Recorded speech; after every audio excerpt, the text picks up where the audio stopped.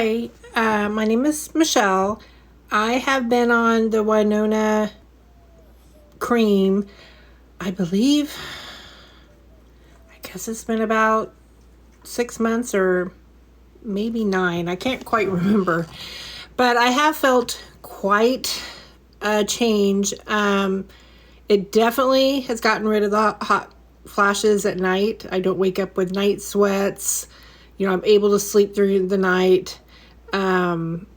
And I felt a change with bloating.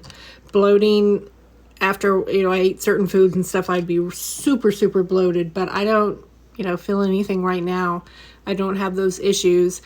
I still have, the weight gain, but that's, on me. I need to, the cream isn't going to make the weight just fall off. So that's something that I have to work on with diet and exercise. But the cream, I really like it. It's helped me a lot. And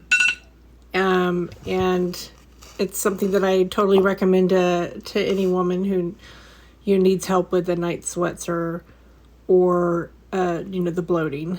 So I'm going to continue using it, and hopefully more changes and more things start going well. So that's it. Thank you.